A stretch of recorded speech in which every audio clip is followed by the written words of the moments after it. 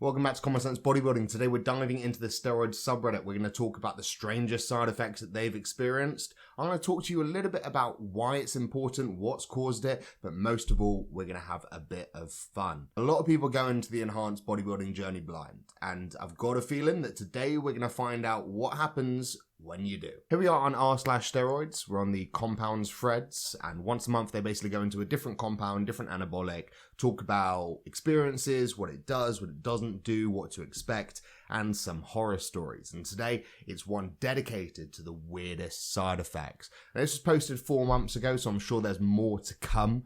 And we all know from More Plates, More Dates videos that the steroid sub has some interesting stories. Let's jump into it. So a natty tag there. Seems legit. So meant fell deep in love with my psycho ex. Sounds about right. Literally wanted to worship her and had some real fucked up sex. Yeah, goodbye monetization for this video. I loved how shit she treated me. I felt worthless, but I loved all of it. Stopped the men and fell straight out of it like a bad dream. I do miss men. For a guy, having an elevated sex drive and having those like weird fantasies, having that like strange obsession, gives you an obsessive mentality around sex and, you know, the most debaucherous things that you can do, basically. Please apologize to your girlfriend in advance if you plan to run it, especially men, clearly. It's not actually bad for a guy. It's quite fun, like especially if you've got somebody who's up for it.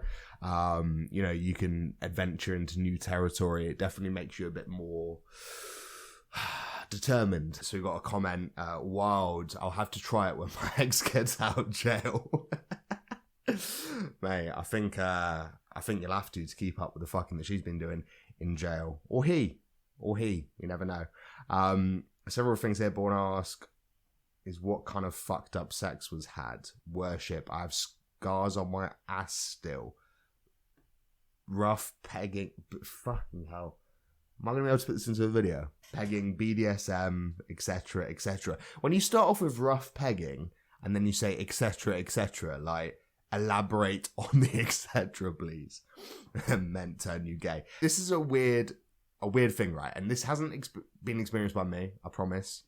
This is one of those like my friend's stories, but a lot of people say that it does like there's no real limit to the depravity. Like once you go to a certain point, you desensitize yourself to a certain amount of things. It can keep going. Like everyone always says transsexuals are something that there's a particular feature in a trans cycle. Not I don't know. Check my search history.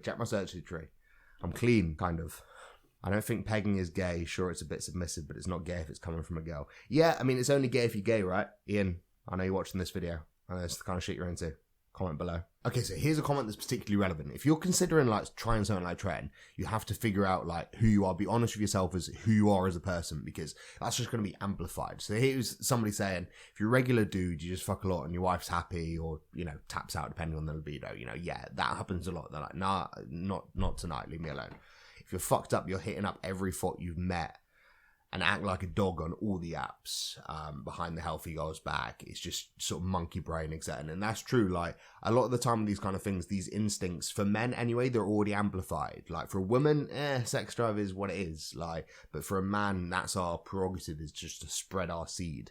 And so when you're blocked from doing that by the person that you love, a lot of the times it can lead you to spiral mentally and to overthink things, be like, well, she doesn't love me. Oh, if she's not going to do it, that's her duty. I'll go elsewhere. And it can lead to some pretty depraved and dark thoughts and can fuck up a lot of relationships. Tren has often fucked up relationships.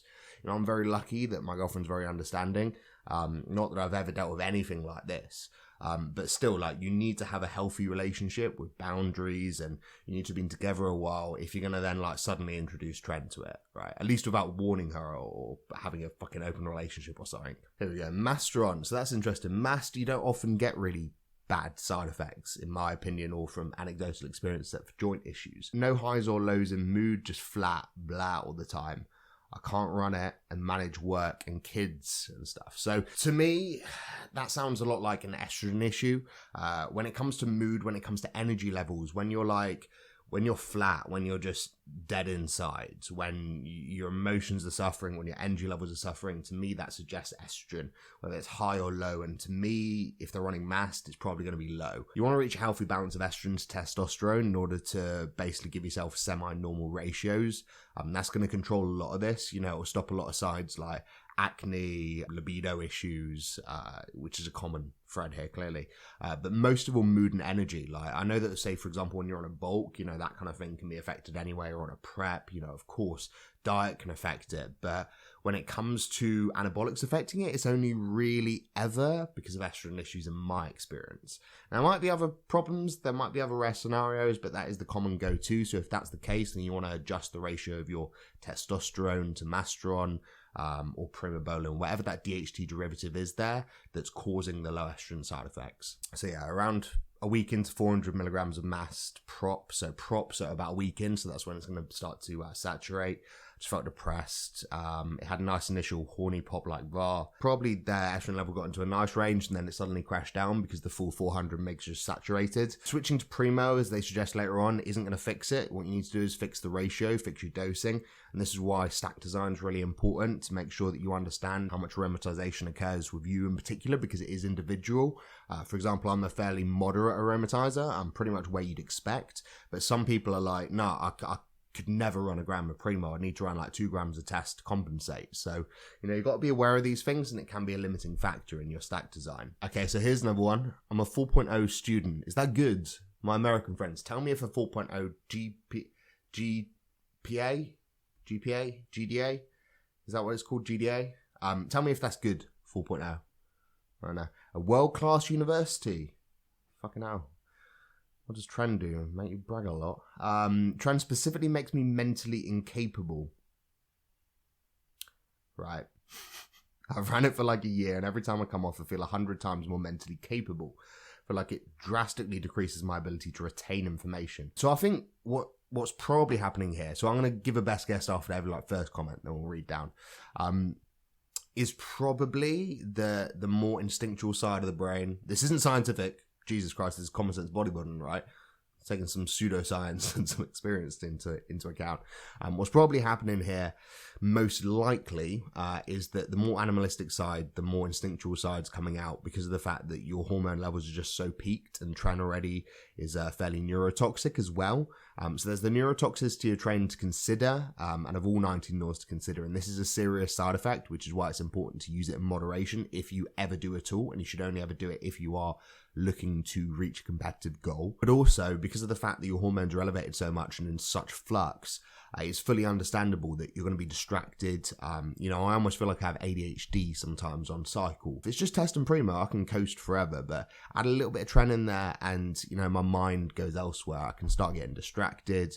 I can spend a day just insatiably interested in only one act. So it can definitely almost dumb you down a little bit, and it definitely affects your decision making, that's for sure. Tren made me stupid, like the stereotypical meathead idiot. So yeah, meathead idiot probably because all you're looking to do is utilize Tren for the best that it has to offer, which is the gym gains and progress and strength, and the animalistic mentality you get in the gym as the best time, and sex, because that's the other time that Tren comes into its own right. What would you know? Another Tren story.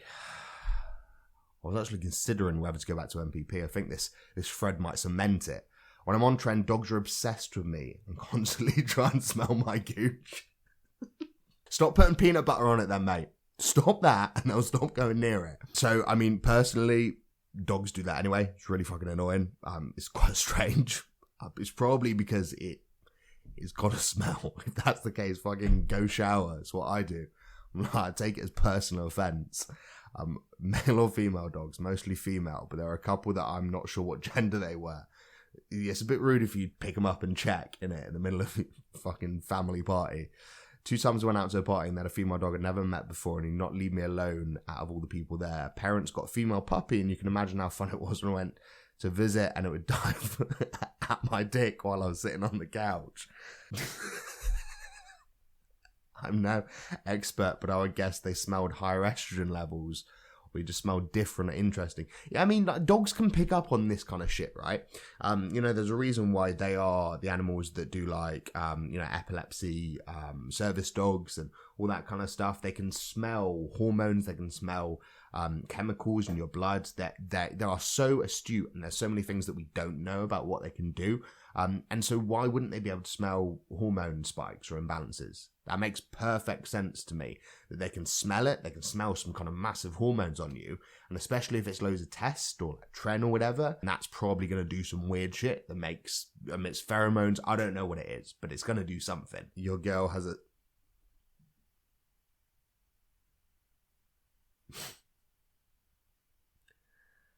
I'm not going to say that's not a contributing factor, but if so, then there are a few things you need to change in your life. Tren actually lowered my aggression. Normally I'm pretty reserved, but can let frustration build up to outbursts. During my tren run, I literally didn't even get into an argument with anyone. I had exactly the same effect. Makes me a confident, cold motherfucker. Yeah, so not everyone's the same, as I've said. You know, a lot of people, it does just amplify how you are. If you are aggressive, you'll have that amplified. Personally, I didn't really get aggressive at all. It made me more outspoken, more confident, or have less of a filter. That's what I noticed, and there's not really much control about that. Like, yes, I would get frustrated more, but I'd never get, like, angry. It never made me, like, aggressive. I must admit, I did kind of want a fight to break out when I was on tren, just to see what I'd be able to do. Just interest. Not going to do it. Probably. Okay, here we go. Second cycle now. On my first cycle of just test 500 that I did recently, the most weird and stark change was that one day I woke up with a bright red upside down triangle pattern of little dots going from my face and neck shoulder line down to the top of my sternum and the same in my back. It wasn't acne, because they weren't raised, but little red spots of pigmentation. Just that I got past some E2 threshold because it went down pretty significantly over time with AI dosage. Heard about acute acne and redness on cycle, but it seems to be night and day. Okay, so this to me, and I've had it's probably not acne. It can be a skin issue led on by estrogen or by anabolics use, but most likely it's a skin infection. So one of the issues is, and I've faced this a lot more as I've sort of gotten bigger and sweated more, you know, I sweat more in the gym now, is that I have to wipe everything down, and I try and wear a pump cover as much as possible, because you can pick up like fungal skin infections from gym equipment, and it's grim, it's not nice. It makes me break out, get itchy, or have little red like sort of rashes around my body. Yeah, that's a big issue, because you do need to get like a cream for it. I believe ketoconazole shampoo actually does help as well with that kind of stuff. But yeah, you should ideally get an antifungal cream to get that sorted, just to make sure, because we forget that some things aren't side effects from steroids. Some things are just side effects from the lifestyles we lead. You know, you leave it half an hour to an hour after you get home to shower after the gym, and that can build up, it can soak in, it can cause irritation of the skin. You rub up against a piece of equipment that a sweaty old dude with a skin infection has been on, you know, 10 minutes earlier, how are you going to know? You know, you won't. So these are just general lifestyle things. And this is why hygiene is incredibly important, especially the bigger you get. Mint makes my feet stink. No other part of my body smells. I have that dry earwax thing. My feet though, oof. Yeah, I agree with the second comment. Get new shoes, bro. Get new socks. You can do something. You scrub them. Jesus Christ. What is the personal hygiene on that? Although, are you surprised? If you saw an steroids guy on the street, you'd probably know, right? Either by look or by smell. Sorry, did I just say? Mint makes my scalp and my gooch smell weird. Not in a bad way necessarily, just different and pungent. Why did I do this video? MPP had me losing hair like I was a maniac. Grew like a weed though, but I'd be pulling small clumps of hair out of the gym. MPP for me, and I was prone to shedding at the start. You know, I had the hairline get pretty bad my first cycle, but that was just like androgenic alopecia, initial shedding from jumping on. That's why it was worse with Rad 140, because it was the first anabolic I'd already used. MPP actually isn't that bad in my experience for hair loss. I stopped finasteride when I was on it, and if you're on finasteride, then you have to come off finasteride to use nandrolone derived anabolic, MPP or DECA, simply because MPP on its own or finasteride on its own can actually be mildly hair protective, according to More Plates More Days, and please check out his video on that. to find out all the science and whether I'm right or wrong about that, but I seem to remember hearing it from him. But when you combine the two, there's a bit of a clashing effect where it basically reverses it. If you're using finasteride and any form of nandrolone together, stop the finasteride when you're on cycle. I did. That was the reason why I had to stop finasteride, and I've never used it since because my shedding stopped pretty much outside of normal levels of shedding. But some people are just more prone to androgenic alopecia. Some people are just more prone to hair loss side effects. So don't panic when you initially shed. You want to wait it out a little bit, see how long it lasts. Use some of the less harsh solutions before you jump to something like finasteride, because you don't really want to start it if you're not sure you're going to have to continue it, because post-finasteride syndrome is real and it is problematic in more than one way. Has anyone noticed a change in body odor just from test? I've said like a lot of it is hygiene. I think a lot of it is, like a hell of a lot of it is. You know, you grow a lot, you get more folds, you get more areas where your skin touches. You just generally speaking need to work in your hygiene. A few steps that I took, for example, using a natural deodorant. So I actually have one of the refills here. This is Fussy, the natural deodorant. It was on Dragon's Den. I bought it as soon as I saw the pitch. It's got that sweaty microbacteria or whatever, all biodegradable, recyclable. So it's good for the planet and it's pretty good for you, to be honest. It takes about a month to acclimatize. You sweat a bit more and you can smell a bit weird for a while, but then your body adjusts to the fact that it's a deodorant, not an antiperspirant, and it's natural. It's not going to be great for everyone. Some people might need more, but I've always sweated a hell of a lot since I was a kid, and this has really, really helped me. So switching to like a natural deodorant, making sure that you're on top of your shower schedule, getting yourself a back scrubber, all really, really important. But I think there are some key hormonal changes which do mean that your sweat does smell differently. I mean, at the end of the day, your body's breaking down chemicals on a daily basis. So what more do you expect? Insulin allows me to continue living. Yep, that it does. So does testosterone and estrogen. I'm presuming this person's diabetic, and yeah, that's going to be pretty fucking vital. Weird side effect, that, isn't it? Ironically, also one of the rare drugs that can cause you to suddenly stop living. I mean, it's probably not good for you to be jumping on like a cycle. You know, TRT maybe. I'm sure that's fine. I'm sure diabetics jump on TRT, right? And then need to at some point. But yeah, I mean, any long-standing health issues like that, I generally stay away, just because it's not worth it. Like, what are you gonna do? You're gonna eat enough and cause that many issues for your diabetes to achieve a high level of bodybuilding to actually reach the Olympia stage? I don't think so. I don't think you'd last that long. Not me, but I've read somewhere. Here you go. It's like me with the transsexuals on Reddit. Not me, but I've read somewhere that some guy managed his Crohn's with tren. His overactive immune system was calmed down because of it, he claimed. And I thought I'd read anywhere that tren was healthy for anything. That guy still posts here, and I think he just had part of his intestines. So, sorry, that's really not funny. Crohn's is really serious. It's a problem, and especially not really good for bodybuilding. There's two scenarios here. Either one, he had his intestines removed, which caused the better situation of his immune system, helped with his Crohn's, or he did tren, and that's why he had his intestine removed. Either way, the tren wasn't too good, now was it? Tren made my nipples lactate and got me into banging lady.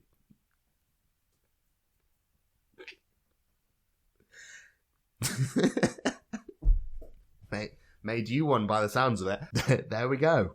I can't think of any better way to end this. And tren made my nipples lactate and got me into lady boys. Yeah, as the comment below says, you need Caber. That's going to be some prolactin for the nipples, and the lady boys is the tren. It depends what you like. I said get off tren. But do you want to? Are you too far gone? Are you too into it now? I hope you love your new life in Thailand. Lactating in a circus for onlookers. I guess that's where we're going to leave that. If you want to see more Reddit content, then let me know. There's plenty of it, believe you me. This is absolutely hilarious. It has made my day and made me appreciate my fairly side effect-free life using anabolics. If you want to work with me, by the way, I'm doing a special deal right now. 12 weeks for the price of 8, 3 months for the price of 2. But if you really want to make a change to your life, then get in touch. I have just started the J3 University coaching course, which I mentioned in my last video. So things are going to take a major step up. I'm so excited to get started. So I'll let you know how that goes through future videos. Let me know down below if you want to see more of this content. Please do drop a like and subscribe to support the channel. And I will see you in the next one. Maybe next cycle.